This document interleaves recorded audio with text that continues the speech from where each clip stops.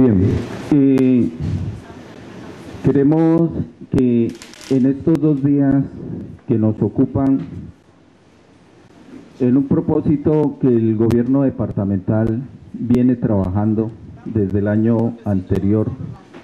en cumplimiento del artículo 29 de la Ley Orgánica de Ordenamiento Territorial, que le fija unas competencias a los gobiernos departamentales, como es el de formular los determinantes de ordenamiento territorial. Nos hemos dado a la tarea desde el año anterior de asumir este compromiso señalado en la ley. Es así como el gobierno departamental, con apoyo de las organizaciones que han querido apoyar la iniciativa de formular nuestros determinantes de ordenamiento territorial, suscribe un contrato mediante el cual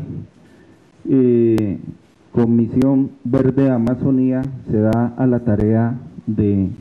iniciar este trabajo. Más adelante, Misión Verde Amazonía expondrá el avance sobre estos temas, sobre hasta dónde hemos avanzado. De allí que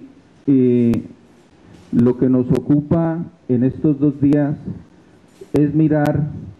cómo desde la articulación de la institucionalidad nacional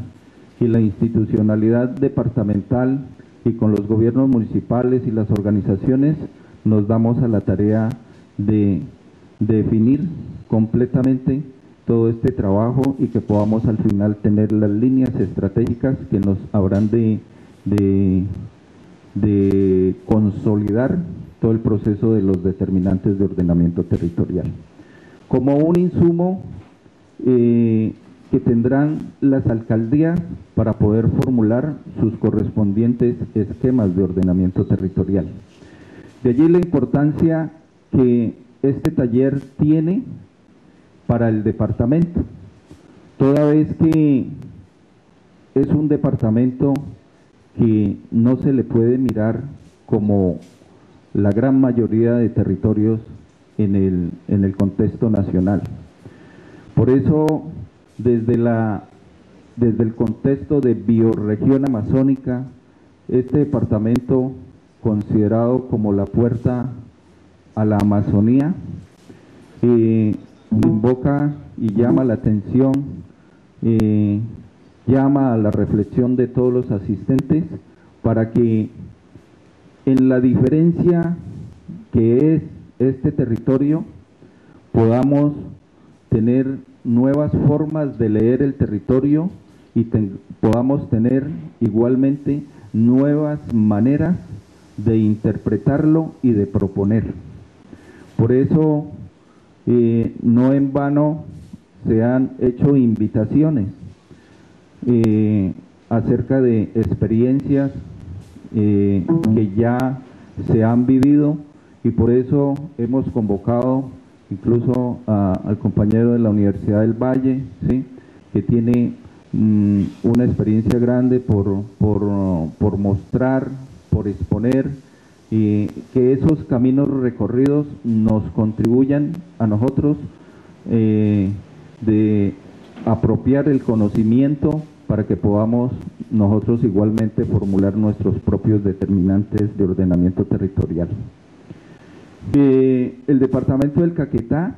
es un departamento que de alguna manera es un departamento mirado como un territorio de periferia, y por eso nosotros queremos llamar la atención de todos los asistentes para que ese concepto de periferia no excluya, sino que llame la atención a las exigencias de un territorio que es completamente diferente al resto del país. Tenemos un capital enorme en el contexto de bioregión amazónica que es necesario apropiar desde la individualidad, pero que también es necesario que el país entero apropie la riqueza de la bioregión amazónica. Por eso, en la programación que ustedes tienen todos a la mano, nos daremos a la tarea de escuchar visiones del territorio desde los diversos actores, miraremos la experiencia del Chiviriquete, corazón de la Amazonía. Estaremos hacia las 12 del día interrumpiendo para tomar el almuerzo, que estamos en este sitio que se llama Casita Campesina, donde siempre nos consiente doña Magnolia, así que estaremos muy bien atendidos. Normalmente siempre hacemos nuestros encuentros aquí. Espero que este sitio sea del agrado de ustedes. Muy cerca, aquí pasa el río Hacha, ¿sí? Este es un sitio que la gente de la cual se enamora y siempre vuelven acá al Caquetá. Lo decimos todos los que nos hemos enamorado del Caquetá. Tendremos hacia las 2 de la tarde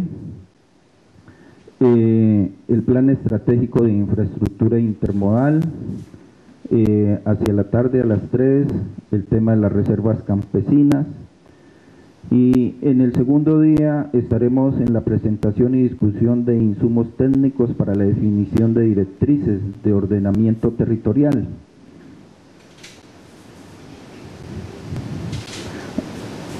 Se abrirá un espacio para las preguntas, para que todos podamos participar.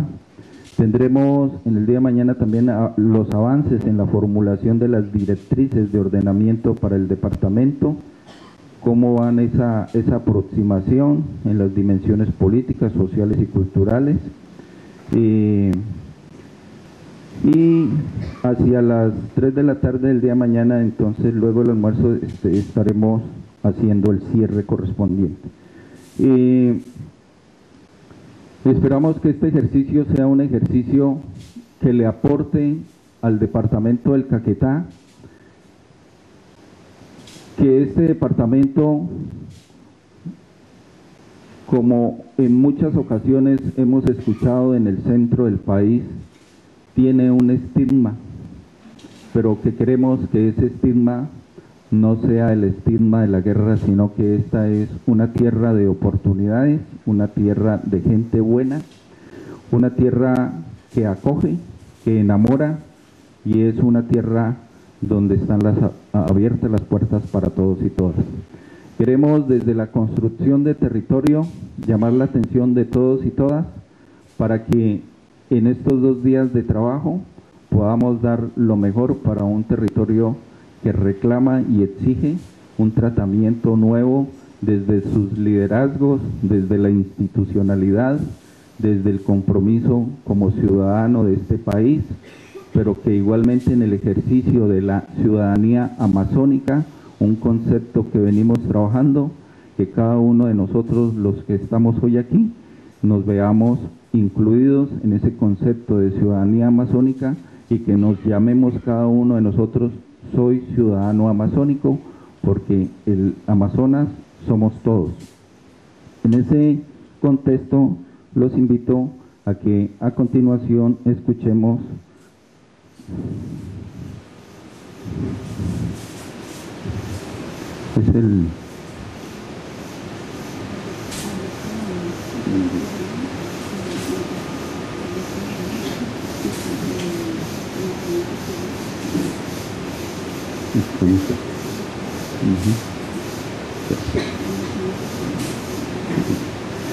Entonces le vamos a dar el uso de la palabra al doctor Alberto Galán para escuchar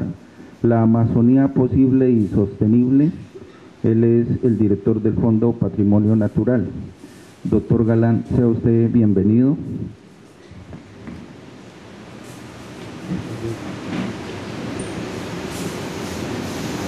Bueno, buenos días.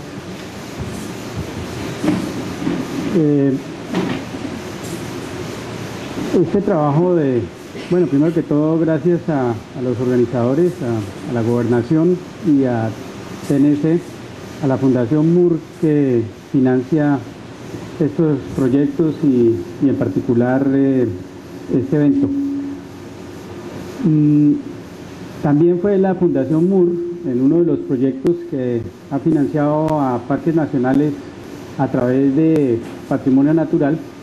la que hizo posible este trabajo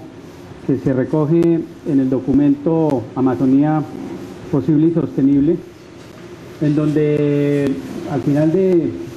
la presentación pues les diré en dónde está el vínculo para que ustedes puedan bajar el documento. Por eso en la presentación yo voy a subrayar algunos puntos, no la totalidad pues del documento, pues, destacar algunos puntos para efectos del ejercicio que se tiene en el día de hoy y en el día de mañana en esta reunión. Este esfuerzo fue un trabajo coordinado por Juan Carlos Ramírez como director de la CEPAL aquí en Colombia. Se integraron equipos de trabajo por parte de él y se tuvieron sesiones de trabajo que con base en la información secundaria todos sabemos, y los que están aquí presentes como especialistas saben más que cualquiera, hay una gran variedad ya de material sobre la Amazonía, ya hay diferentes propuestas, documentos. La intención de este ejercicio que hicimos con la CEPAL, con Juan Carlos, con Parques Nacionales, fue ante todo recoger el tema económico y tratar de darle una mirada con ese énfasis a algo que por lo general tiende a tener una mirada desde la perspectiva de la conservación predominantemente, en términos pues del manejo de las áreas en conservación. Y ese esfuerzo de mirar lo económico se hizo ante todo porque se entendió que esa era la vía fundamental para poder hablar de sostenibilidad financiera en materia de financiación de la conservación. Nosotros hicimos obviamente un ejercicio de recopilación de la información secundaria bastante significativo, no está ahí ni mucho menos todo, pero sí un ejercicio en donde se buscó que se recogiera los principales aportes más recientes y algunos ya más remotos en diferentes temas asociados al tema económico general. Y lo que se encontró allí en primera instancia es todavía esa ausencia de una visión nacional en relación con la Amazonía, en donde digamos el Ministerio en su momento y Planeación Nacional, cuando se empezó ese ejercicio, estaban trabajando en un COMPES que se ha planteado desde varios años para acá, para la Amazonía, semejante al COMPES que se produjo reciente el año pasado para la Orinoco. Eso todavía, pues eso tomó su curso y en alguna medida se podría decir que se está siendo recogido esa expresión de política pública respecto a la Amazonía en torno a lo que se va a presentar más tarde de la visión amazónica. La región es una región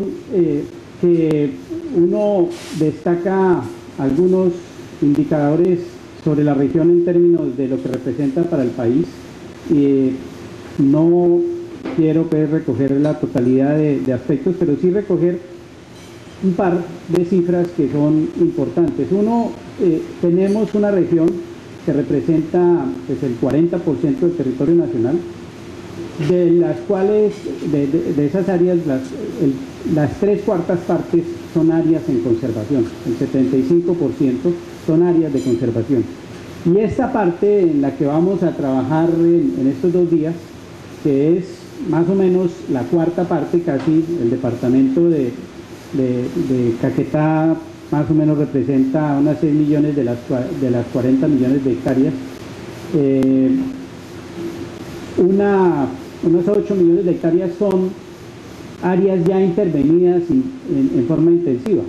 Eso quiere decir que el departamento de Caquetá, en lo que corresponde a su aprovechamiento del territorio, puede estar representando las 3/4 partes de lo que ya ha sido intervenido. Y eso pues contrasta,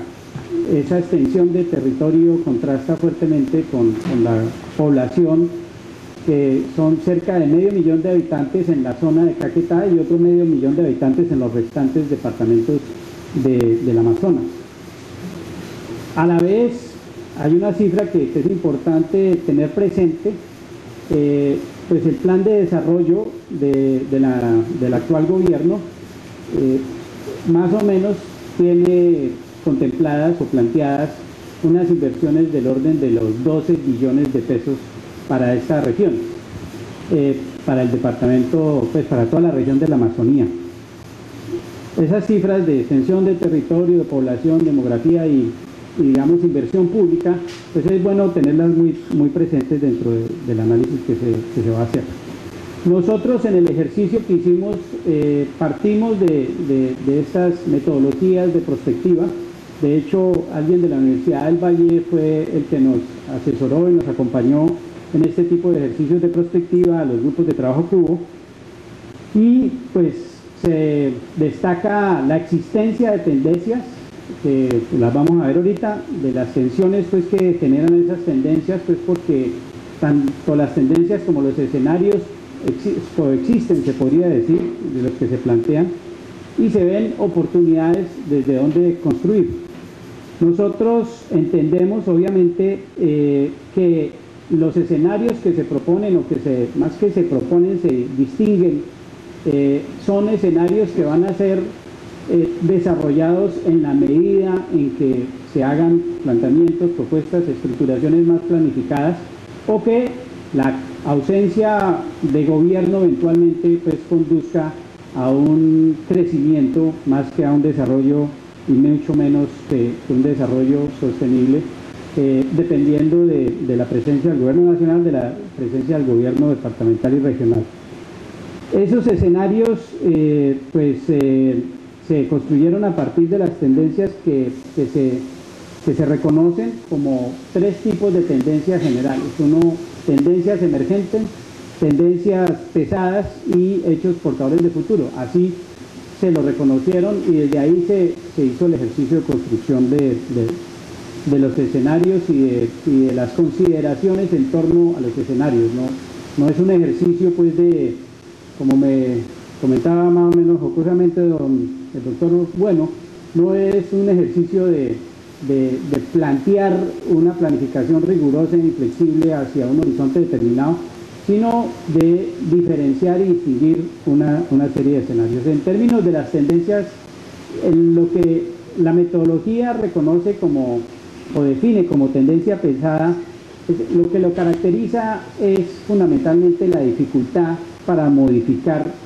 el tipo de procesos que se reconocen como tendencia pesada. No es tampoco una categoría inflexible. Hay elementos que pueden hacer parte de las otras tendencias, elementos de estos atributos, digamos, pero por eso se habla de tendencias.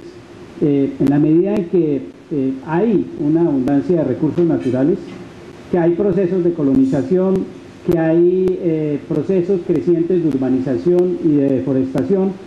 y que todavía en importante sentido predomina la economía extractiva, y que hay dificultades en la comunicación interdepartamental y entre los departamentos, y que todavía hay una ilegalidad. Uno puede definir esas 6 características como elementos que son difíciles de cambiar. No quiere decir que no, pero que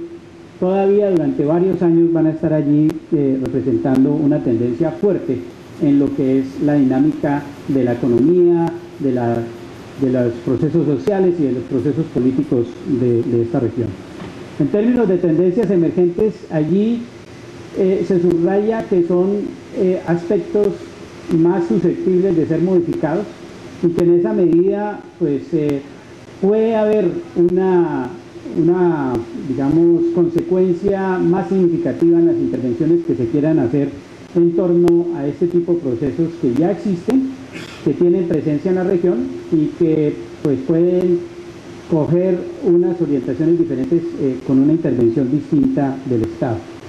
Allí se destaca pues obviamente los procesos de minería y de explotación petrolera que están ya surgiendo, algunas expectativas y algunas inversiones y alguna gestión en torno al turismo, los procesos de colonización pues más crecientes que puedan estar evidenciándose,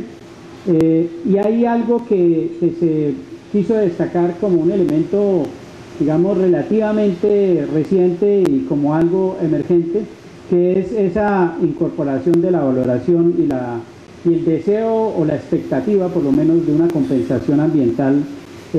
por efecto de las actividades humanas, especialmente de procesos de infraestructura, de minería y de explotación petrolera. Y de alguna forma una mayor presencia del control o del manejo territorial del Estado. En términos de hechos portadores de futuro, allí lo que se quiere destacar es nuevas tendencias en donde se pueden presentar oportunidades, nuevas tendencias que sin duda van a modificar el escenario del desarrollo de la región. De esas nuevas tendencias, varias que puede haber, se quisieron destacar en el documento, primero, una mayor visión geopolítica nacional respecto a la región, el cambio climático y la conservación como un tema pues, que está allí cada vez argumentándose más, una mayor presión por los recursos naturales en ciertas zonas en particular y digamos con factores o elementos nuevos o relativamente más intensos, transformaciones productivas que se quieren plantear, que se quieren proponer, de innovación, de alternativas productivas, evidentemente pues una mayor infraestructura y conservación y salvaguarda de cultura y conocimiento indígena y orientación. Este punto es importante y lo queremos nosotros destacar en los escenarios que se plantean, orientación de la investigación y una mayor lucha contra la ilegalidad. Los 4 escenarios, pues los nombres se quisieron hacer más sugestivos que lo que les voy a subrayar, pero en realidad el primero es el de árbol por árbol, la selva se acaba, es en esencia una situación o un escenario en donde se sigue con cierto tipo de intervención en algunas zonas, a veces no tan intenso, pero que de todas maneras paulatinamente van generando cambios importantes en la región. Esa es una de los escenarios. En el documento se describe pues en mayor detalle las características de ese escenario. Ahorita vamos a destacar un par de puntos. El segundo es el de se pesca en río revuelto, que lo que quiere decir esencialmente es una intervención más intensa de diferentes sectores económicos sin una adecuada intervención del Estado. El tercer escenario, el de lo malo, es el abuso. Es un escenario en donde hay mayor presencia del Estado y mayor producción de alguna manera. Y por último, el escenario, pues, en cierta forma ideal para los objetivos de conservación, en donde, pues, al decir los caminos del bosque se hicieron para hacer recorrerlos, es un poco de aprovechamiento de los bosques, pero sin la intensidad que pueda generarse con cierta lógica económica. En el escenario del árbol, la selva, árbol por árbol, la selva se acaba, nosotros destacamos,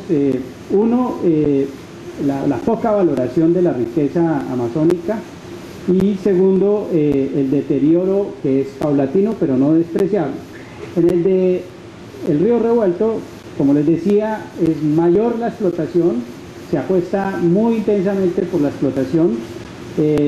con muy poca presencia institucional y en esa medida la riqueza pues obviamente empieza a degradarse en forma mucho más acelerada.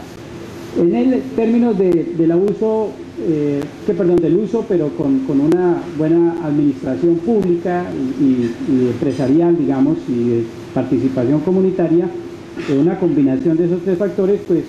es un reconocimiento a una situación en donde usted puede tener una mayor producción, pero con una mayor presencia de gobierno, de todos los actores de gobierno que pueda haber en la región. Este escenario es un escenario en donde se subraya sobre todo la valoración de la naturaleza, de la conservación, un reconocimiento, una compensación, una retribución por lo que pueda hacerse de valoración adecuada de las selvas y de la conservación en general. Esos cuatro escenarios pues se diferencian y se entienden y se interpretan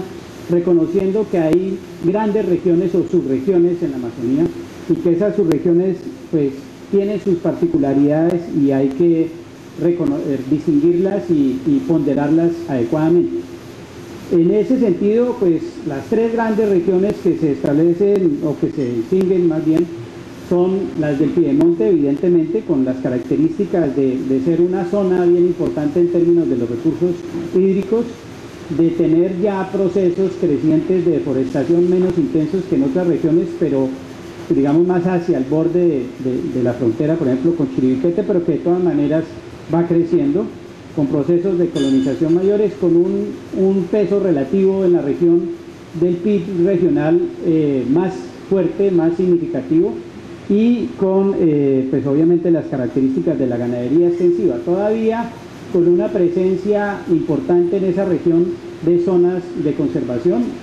o de zonas de reserva, por lo menos forestal, y con una expectativa creciente de explotación petrolera y también en algunas partes pues, minera. En la zona nororiente, pues que es más bien la zona, pues, es la zona fronteriza, allí pues se diferencia las características de una fuerte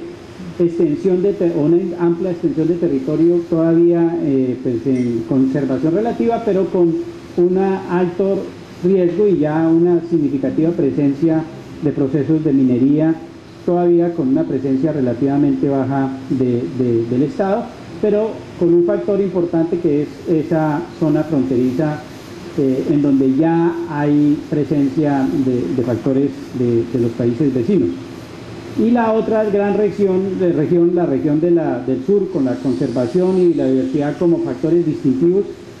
y con una presencia semejante a la anterior pues, de resguardos y demás, con algo de minería por los ríos y el peso relativo de la ciudad de Leticia en lo que pueda llegar a generar de dinámica en esa región.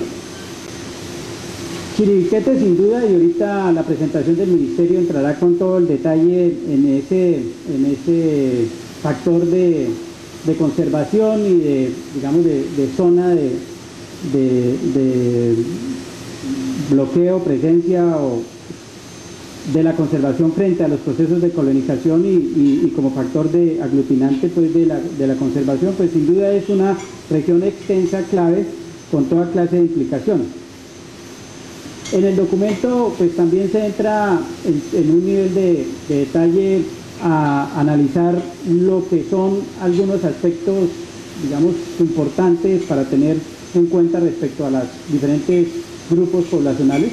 Respecto a las poblaciones ancestrales, se subraya el tema de la gobernanza territorial y todas las incertidumbres que persisten allí y todas las expectativas que existen allí también. Desde ese punto de vista, digamos, los 3 millones de hectáreas que se están trasladando con los territorios de resguardos, allí hay un punto bien importante desde la perspectiva de definición del gobierno compartido y de las oportunidades y de las, digamos, tensiones que se generan también respecto a la posibilidad de ese gobierno compartido y lo que eso puede generar de experiencia frente al resto de las regiones en conservación de los resguardos o el resto del manejo de esos resguardos que se pueda dar. Nosotros allí también trabajamos bastante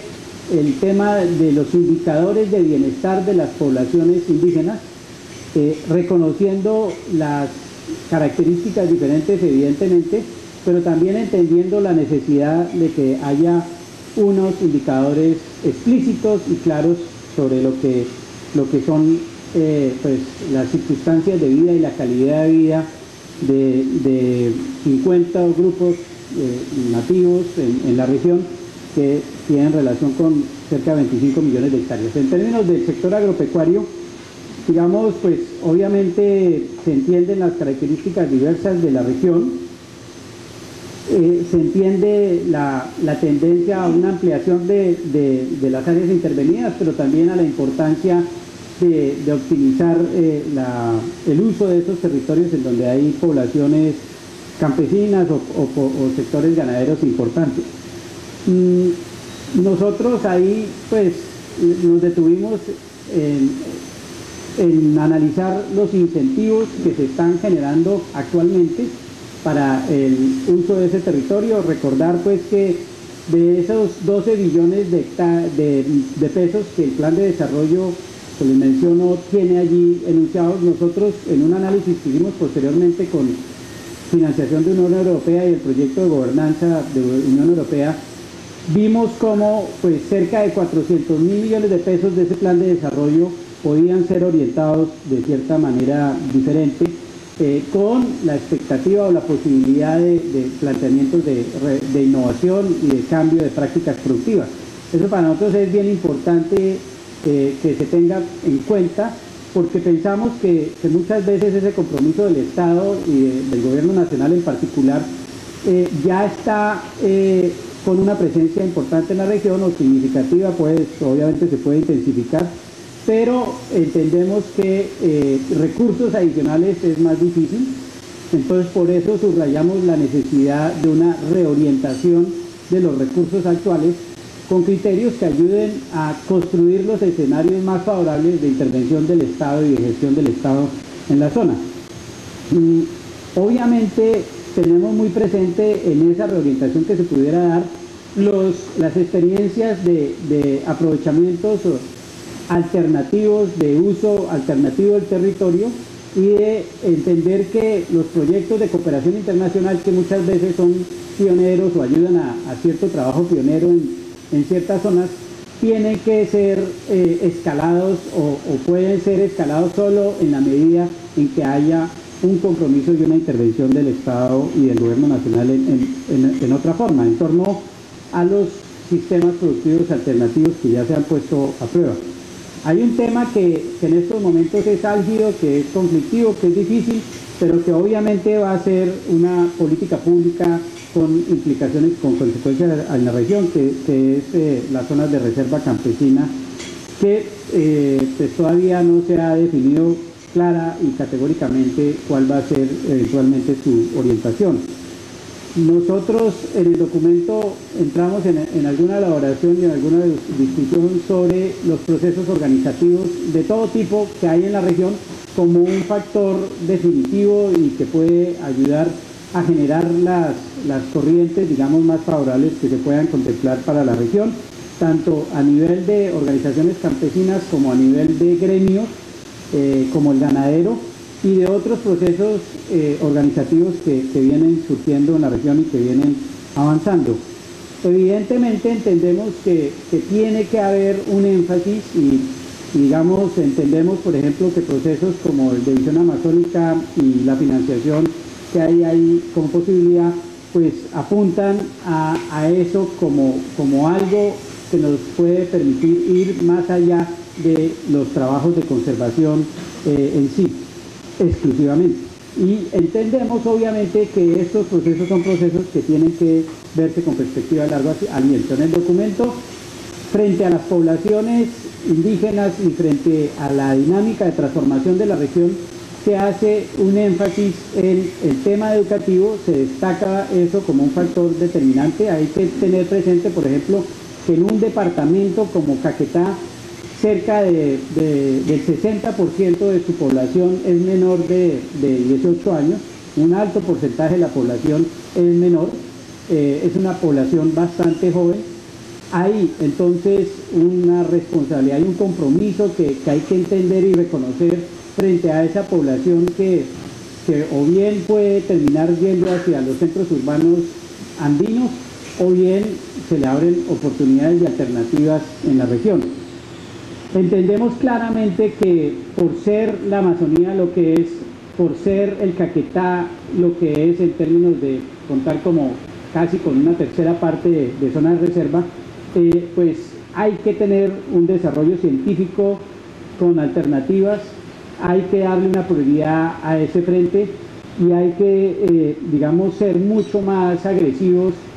de aprovechar lo que ya institutos como el SINCHI y las universidades regionales han hecho en estos frentes.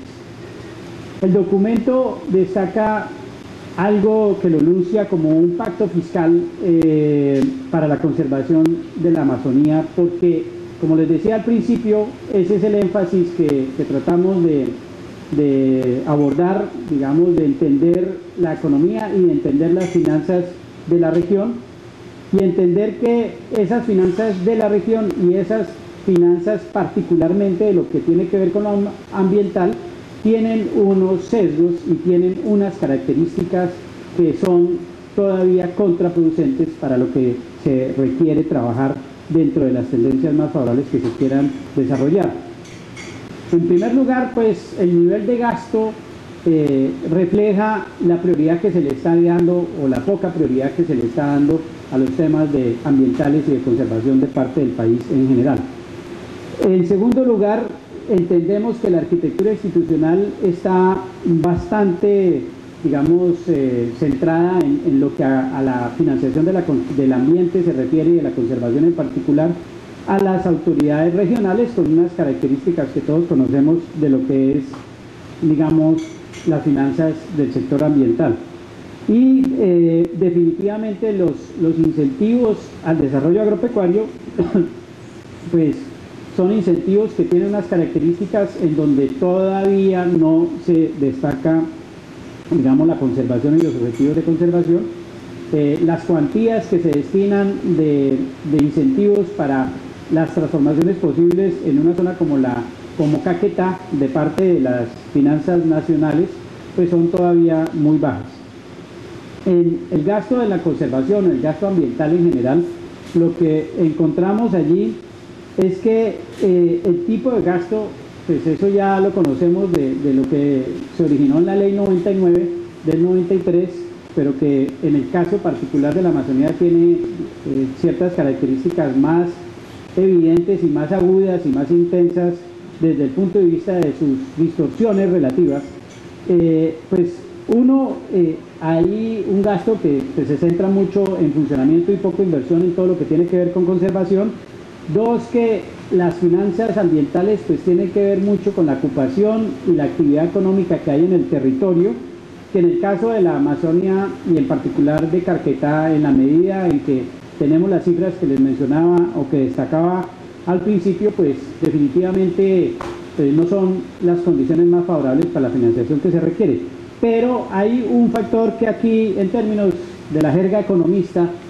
denominamos en el cuarto punto, que la descentralización, esa característica digamos, de las finanzas generales del país, pero las finanzas de lo ambiental en particular, que la descentralización no incorpora las externalidades territoriales de la conservación. ¿Eso qué quiere decir? De alguna manera lo que quiere decir en términos más llanos es que no se está reconociendo evidentemente la conservación como desde la inversión pública nacional y desde pues, en general diferentes mecanismos de financiación de los diferentes sectores, no solamente del ambiental, sino también del agropecuario, del minero, etcétera. Si bien ahora recientemente ha habido algunos replanteamientos que cambian un poco eso, pero nosotros entendemos que la financiación de lo que es ese 75% de las 3/4 partes tiene que provenir en primera instancia del gobierno nacional con una valoración adecuada de la sociedad de esas regiones,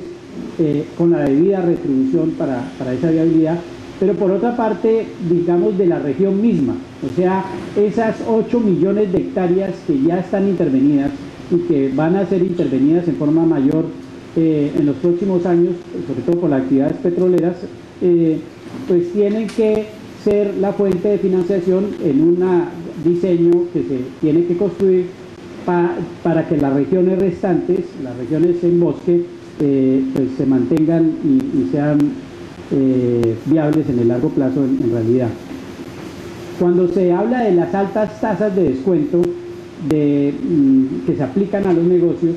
es porque en algún momento en la discusión que tuvimos se planteó, bueno, hagamos una valoración, y todavía hay gente que tiene esa expectativa de hacer una valoración de la conservación, una valoración de las áreas en bosques y compararla de alguna manera con lo que son los otros sectores económicos. Cuando se habla de las altas tasas de descuento, lo que se está diciendo es que no es competitivo, digamos, la conservación. No es por ahí que se debe valorar la conservación desde un punto de vista económico estrecho, sino que se tiene que entender en una forma mucho más amplia el sentido de valoración de un territorio, y que por lo mismo estaría casi que condenada la región al hacer ese tipo de comparaciones como, digamos, en cierta forma economicistas. Porque los valores presentes de la conservación no van a ser tan significativos en comparación con la minería o con el petróleo o con ese tipo de sectores. En conclusión, pues nosotros subrayamos pues que es obviamente una región identificable y diversa, pero que se tiene que reconocer en la política pública de esa manera y en forma consecuente. Pero es el primer paso que se tiene que dar, que en la práctica, en la política pública, no se ha dado con la contundencia que se requiere. Entendemos que las decisiones de hoy, a diferencia de otras épocas en el pasado en donde, en cierta forma, por eso decíamos, el desarrollo se ha dado con bonanzas, o se ha dado de forma muy girando en torno a la extracción. Entendemos que en estos momentos y por diferentes circunstancias del país, pues la decisión política tiene que ser más expresa y va a tener más consecuencias sistemáticas a través del tiempo. Nosotros obviamente subrayamos la conservación, pero entendemos que en los escenarios va a haber una combinación de las 4 opciones que se plantean allí como existentes o susceptibles de intensificar en el tiempo. Esa conservación, pues, no solamente porque sea de importancia nacional, sino universal, pero que cada vez está siendo más presionada y afectada. Y subrayamos definitivamente que la gran inversión nacional se tiene que dar, los fenómenos, o no los fenómenos, sino los esfuerzos de cooperación, pues son esfuerzos que cuentan, que son importantes, pero que no podemos delegar ni mucho menos, ni siquiera bajo la lógica de una comunidad internacional que financie como debe financiar y comprometerse objetivos como la preservación, la conservación de la Amazonía. El compromiso tiene que ser nacional, hay condiciones para que se dé, hay capacidad de país para que se dé, pero se tiene que manifestar de una manera más clara. Dicho eso, digamos, yo quiero subrayar algo de los resultados electorales recientes, y es que la Amazonia no tiene senadores, no tiene una vocería en el Senado. Y si usted analiza el perfil político, digamos, de quienes hacen parte de la Asamblea, pues hay una variedad de corrientes políticas. Vemos todavía una situación, como lo estamos viviendo todos los colombianos actualmente, bastante polarizada, y más en una región como el Caquetá. Y en esa medida, pues el diálogo que hay que construir entre lo público regional, lo público nacional y los sectores de ciudadanía que se manifiestan a través de organizaciones comunitarias o organizaciones no gubernamentales, pues tienen un reto muy grande por el hecho de darse esa situación política que se está dando, y que en la práctica es allí en donde parte el ordenamiento del territorio. Un país en donde el 60% de lo que está en catastro no tiene una claridad de títulos, pues es un país que definitivamente va a tener que, digamos, esforzarse mucho más por lograr, digamos, la construcción de los diálogos que nos parece muy positivo que se expresan, digamos, en este espacio, pero que definitivamente con esas características políticas de la región nos pone un reto más marcado a ese compromiso del resto del país y a una apertura por una construcción conjunta entre la región y el gobierno nacional y la nación en general. Muchas gracias.